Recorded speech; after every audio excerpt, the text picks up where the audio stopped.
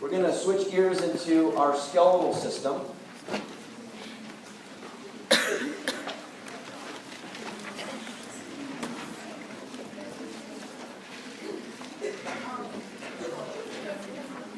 Our skeletal system. So, up on the upper left is a picture of a human femur, but obviously at high magnification, and that's the spongy bone, or the trabeculated bone inside the femur. So a lot of times students think like, well, why does it have all the holes in it? Wouldn't it be stronger if it was solid? Okay? Not necessarily. Think about bridge designs. Right? If you look at different types of bridge architectures that structural engineers or civil engineers build, they're typically not solid structures. They have an open truss framework. Crawl up into your attic sometime. Okay? I mean, carefully, don't fall through. But just take a look around, or maybe just Google attic truss images. That's a lot safer way to do it. Okay? You don't have to burn any calories other than like click, click, click, right? But you'll see they're not solid structures. They're actually open framework. And so we move our force vectors around this architectural framework, just like a civil engineer or a structural engineer is going to say, how can I build a truss design that takes X load and is rated for a minimum and a maximum and a duration of X number of years? What we have on engineers, biologically, is that architecture actually can be modified. You could actually change that real time. We're going to talk about that in this lecture series. We'll have 3 lectures here in the skeletal system. Okay? So we're going to talk about how that is not static. That actually changes over time. But if we look at what makes up the skeletal system, as we start with this introduction, we've got bones, we have cartilage, and we have ligaments. These are the 3 main pieces that make up the skeletal system. Now, what does the skeletal system do for us? We just left the integument. We talked about the functions of the skin, or the integument. What are some of the functions of the skeletal system? Well, probably many of you would get, I would say, maybe 4 out of 6 of these, or 5 out of 6, but could you get all 6 of them? Support, protection, and movement. Someone off the street, if you stopped and asked them, what do your bones do? Well, they provide support, protection, and the ability to move. They probably get those first 3 easily. The ones on the bottom, the 3 on the bottom, those are more physiologic functions, like electrolyte balance. Well, what do I mean by that? Well, electrolyte balance. The skeleton actually stores vast amounts of calcium. It stores a tremendous amount of phosphate ions. And it releases calcium and phosphate into the bloodstream based upon our physiologic demands. We do not typically have high amounts of calcium floating in our blood. That would actually be very dangerous.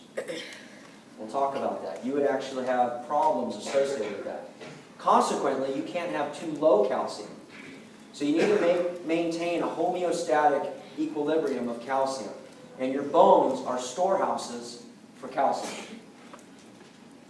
Now, one thing that calcium is necessary for is what? What's a big necessity? Keeps the bone strong, but other than that, physiologically, what is calcium used for? Muscle contraction. So when you want to contract a muscle, you need calcium to actually initiate that coupling event. And we'll talk about that in a unit on muscle physiology, but I want to demonstrate to you, and I don't want you to wait all the way to then to hear what the answer is why do we care so much about calcium? Well, all of these movements as I talk, or as you twist your pen around, or as you scratch your chin, okay, as you fix your ponytail, as you're, itching your backside, all of these movements, even sitting in your chair in an upright fashion, you're not like flopped over, there are skeletal muscles that are contracting in order to keep those postural positions. Calcium is necessary for all that. Acid-base balance. Pretty important, right? Oh, yeah. The bone buffers the blood, right? It's a main buffer system. We talked about this tight regulation of pH. What's the normal range of pH for the blood? 7.35 to about 7.45. So it's 7.4 plus or minus 0.5. Well, the bones help with that buffering system so that you don't have excessive pH changes. And then blood formation. We're going to see that first picture that I showed you. That trabeculated or that spongy bone. The space within that cavity, we actually pack it full of marrow. And that marrow tissue is hematopoietic. That's a fancy word that means that it produces new blood cells. So not only is the architectural design strong, and is it lightweight so that we don't have to have, solid framework that makes us heavier as an organism. Therefore, we would have to have stronger muscles in order to move. We actually have either hollow bones or we have hollowed out regions. But we pack it full of marrow tissue that's hematopoietic, that actually does something else for us physiologically. So the blood formation, the last category, is definitely not a least category, but we'll talk about that in a little bit. We classify these in different categories. There's 5 categories that are listed here. Long, short, flat, irregular, and sesamoid. Long bones typically are longer than they are wide. Short bones are usually about the same length as they are width. Flat bones are very thin, or flat. The irregular bones are an unusual shape that doesn't fit into a nice category. And sesamoid bones are bones that typically develop between ligaments or muscles. Like, for example, your kneecap is a great example of a sesamoid bone. Or the patella is another name for the kneecap. Now, depending upon your textbook, there may only be 4 categories. Because they may just put sesamoid into and underneath irregular. Okay? Do the bones care what categories we've created? No. Okay? This is what we've done from a nomenclature standpoint to make it easier on ourselves so that we can study. Okay? So I don't want you to be necessarily married so much to these 5 categories that you read literature somewhere else and say, well, that's just wrong. The patella is definitely a sesamoid bone. No way could it be irregular. Okay, so it kind of is a little bit of an arbitrary nomenclature. Another piece of nomenclature that you studied in lab, the lab class, the axial versus the appendicular. The axial skeleton is over the long axis of the body, the skull, the vertebral column, and the ribs. So it would be everything that is colored here in kind of the bone white. The green highlighted bones are part of this appendicular skeleton. The appendicular skeleton involves the limbs, so both the arms and the legs, and the shoulder as well as the pelvis. And it's colored in green. So these are just nomenclatures that help give us clues about where we are on the body. Now, if we take a look at the different types of bones, we see that we've got cancellous and osseous. Now, we've already introduced this. The other terms for cancellous were what?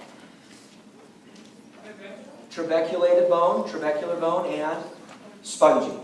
So that image that I showed on the introduction slide in the upper left was trabeculated or spongy, or otherwise known as cancellous bone. It has that open space.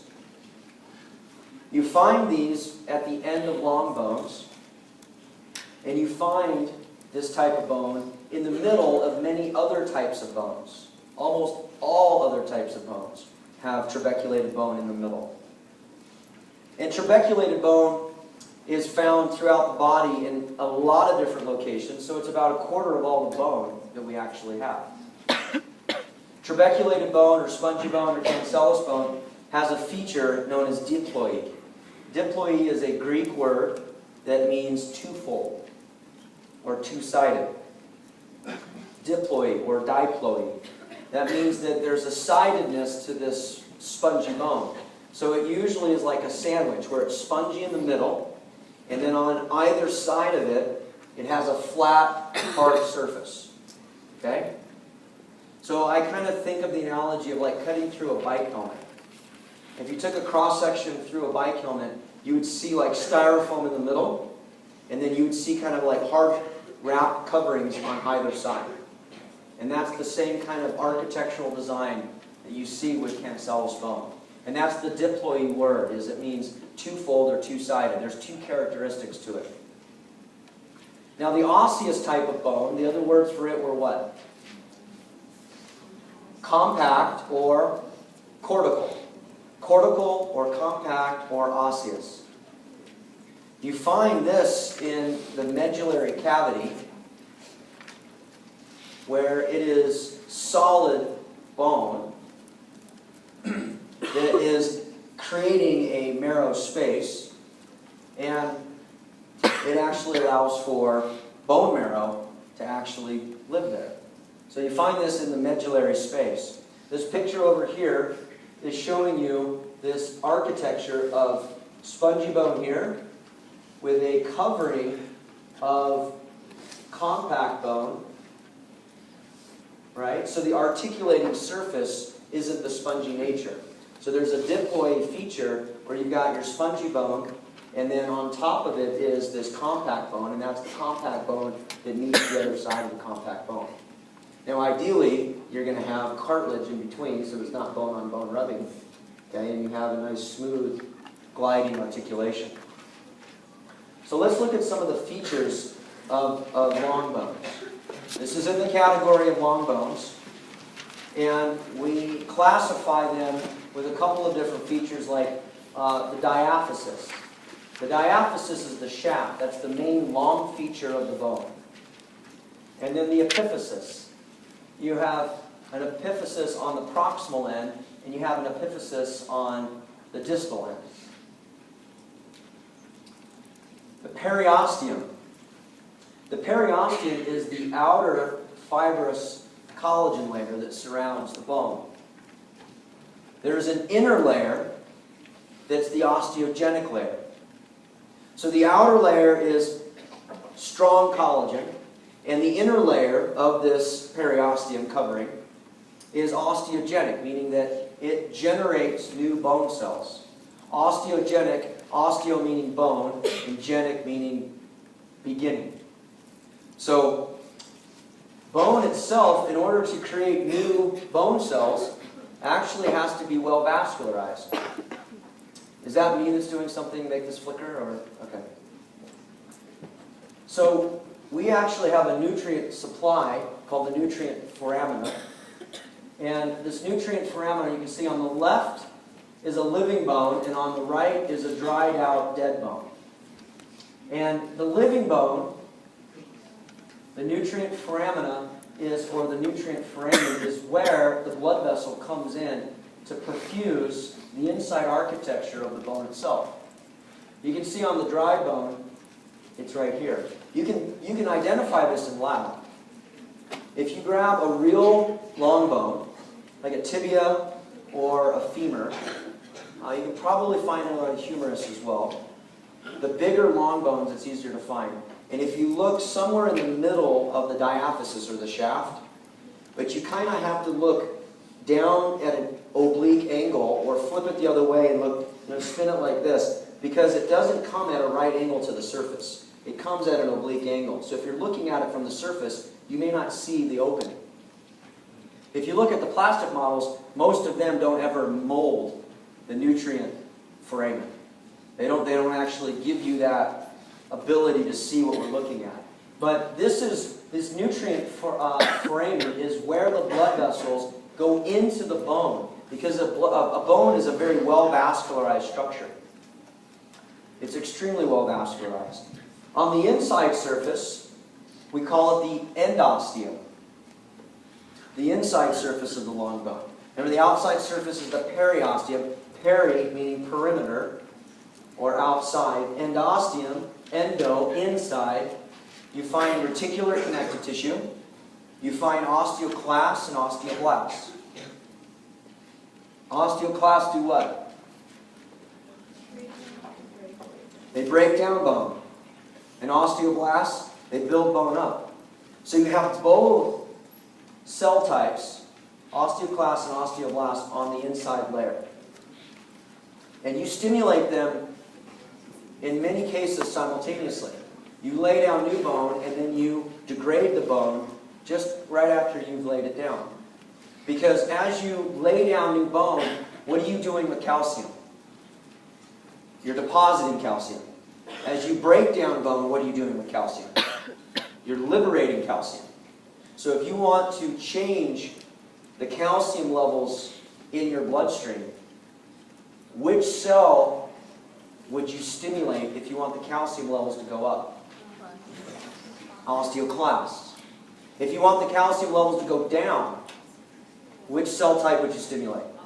Osteoblasts, because you build bone, you take calcium out of the bloodstream and you deposit in the bone matrix. Make sense? So you have this constant turnover that's happening all day long. Does this mean that if you're lifting heavy objects a lot, your blast is probably more active than your... Absolutely. Another way of saying that would be, let's put it in terms of a patient. Right? You know, Mrs. Smith, you're 75 years old, and you're still very active, but you're at risk of a hip fracture. So I want to make sure that we're strengthening your bones, and I want to make sure that you're doing weight-bearing exercises. Does that mean she's going to be doing deadlifts and squats? And no, but maybe you want her to take many walks outside, you know, around the block. Why outside? Well, what would be valuable in the Southwest about being outside for Mrs. Smith? The sun. Why is the sun a benefit for her? It makes vitamin D utilizing the skin, and the vitamin D helps with calcium absorption. So here, these two sections are intimately connected. That's why I put them together in this unit. It wasn't by accident. So we're studying the skin, and now we're studying the bones because I like the way that they fit together. Okay? I think physiologically they help make some connections that students can say, oh, no, I understand now. Okay? So we call that weight-bearing activity, and that's exactly what you would want to do. Can you explain the osteoclasts and osteoblasts again? Yes. So osteoclasts break down bone. When you break down bone, you liberate calcium. You free it up. Because bone stores calcium. So if you had low calcium levels in the blood, you would expect to stimulate osteoclasts to break down bone to raise the levels of calcium in the blood. And just the opposite would be true about osteoblasts. Osteoblasts build bone. When they build bone, they take calcium out of the bloodstream and they deposit it in the matrix. So if your blood calcium levels were high, you would say, let's build some bone and let's lay down calcium in the matrix and store it for a later use. The other thing you could do, but it would be wasteful, is you could excrete the calcium in your urine. But see, vitamin D has activity on the kidneys, and vitamin D has activity on the small intestine to absorb precious calcium. Now what the heck do you do with it? You can't let it be high in the bloodstream, so you have to have a storage house for it, and that's what the bones are. Okay? All right. In the long bones, we have a place of elongation. And this is basically saying, this is how you grow. This is how you gain height from a child to an adult. Now, do you have other opportunities to grow, like with girth or width of bones and density? Absolutely. But there is a defined period of time in our life when what we call our growth plates or our epiphyseal plates are open. And we're going to talk about that. When those growth plates or epiphyseal plates are open, there is cartilage in those plates. And that's the starting framework. That cartilage is replaced with bone. And as it's replaced with bone, it moves in both the proximal and distal directions. And it lengthens the long bones. So most of our height and stature is based off of this point of elongation at the epiphyseal plate, otherwise known as the growth plate. Hyaline cartilage becomes bone. That's what that means. It transforms to an epiphyseal line, and that's what's being shown right here, which is a scar. It's a fibrotic scar where there used to be activity of cartilage turning over into bone, and now it actually doesn't change. So it's fibrosis of collagen, like what you would see in a skin scar. That's that epiphyseal line. And we'll see pictures of this. Okay? I actually have some images of my kids' epiphyseal growth plate, so that I'll show those probably the next time we're together. Isn't it considered a joint also? What's that? The epiphyseal plate? Oh, the plate? The plate is considered a joint, yeah. Until it's closed, and then it's not a joint anymore. Okay? But it's a very specialized joint because you have movement, but the movement is based off of growth. Okay? It's not like you're like, you know, you can like, can't do any funny dance move with that joint. Okay? The cancellous bone has, it's two-sided, a soft and a hard shell. Does that mean the hard shell is then covered up by the osseous layer? Yes. So it's got multiple hard shells? That's correct. Okay. Yep. Okay, let's talk a little bit more about what's inside and what makes up the bone.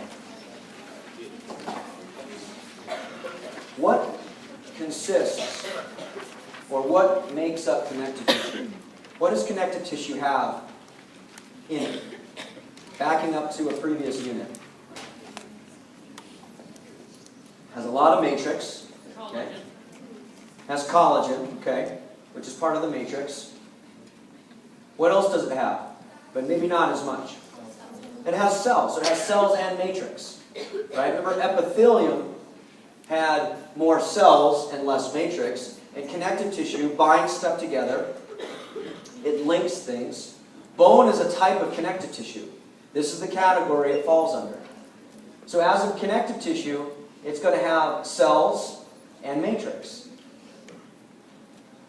The cells here we actually refer to as blasts or sites. And that's where we get osteocyte. Osteocyte is a bone cell. That's what that word literally translates to. Osteo, bone, site, cell.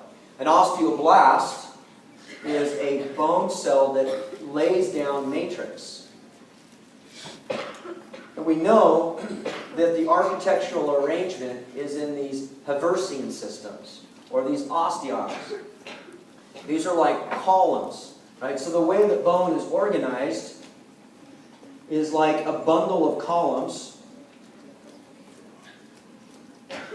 Like if I took these markers and I bundle them together, okay, so these osteons in my arm would be going in this orientation. So if I took a cross section through the bone, you'd be looking at it like that. Okay? So in my legs, they would be like so, and they'd be running up and down. And that's our long bones. And so you can see here that we've got these features of osteons, and you're looking from the top down at a column. 3 columns that are next to each other. Here's another one right here, okay? And this was a prep that we called compact bone in the lab. If we look at the types of bone cells that we've been describing, let's characterize them a little bit more in detail. So osteogenic cells. The osteogenic cells come from embryonic fibroblasts. That's how they're made. That's our source. They multiply nonstop. When we're embryos or from our entire life? No, they multiply nonstop from embryonic fibroblasts, and then they become a source of progenitor cells, osteogenic cells, that we store as adults for the rest of our life. Okay, but we don't have the embryonic cells anymore once we're no longer embryos. They reside, these osteogenic cells, they reside in the endosteum as well as in the inner layer of that periosteum. That's our osteogenic layer. So that means that your bone, even after you're done being born, you still have a source of osteogenic cells that can generate new bone throughout your entire life. Make sense? Osteogenic cells. Now, osteoblasts. Osteoblasts are the next cell type in the lineage. They are bone-forming cells. They're non-mitotic, they don't divide because they come from the osteogenic cell. They're found in the endosteum and the periosteum. And they lay down collagen. They lay down matrix like crazy. That's their product that they crank out.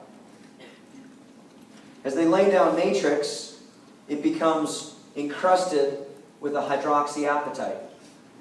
Hydroxyapatite, Hydroxyapatite.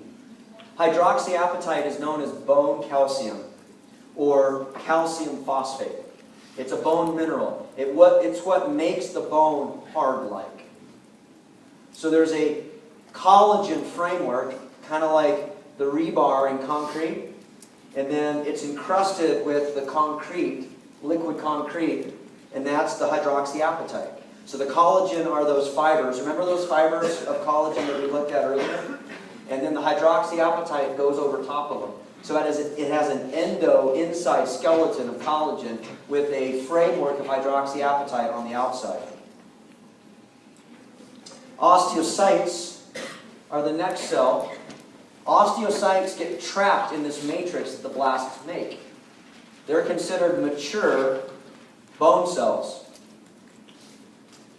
The osteoblast will differentiate into the osteocyte, and the osteoblast made the framework that the cyte's going to live within, and it gets stuck there. It resides. And as it's stuck in the matrix, it's still living. It's living in this little hole, or this little cavern known as a lacunae, which is a word that means basin or lake. Basically a depression that the cell sits in. And it actually is connecting. So here is a scanning electron micrograph of an osteocyte, higher magnification right here. And it is connecting to its nearby cells, other osteocytes, using these canaliculi. Those canaliculi are those small spider-like projections that go from one lacunae to another.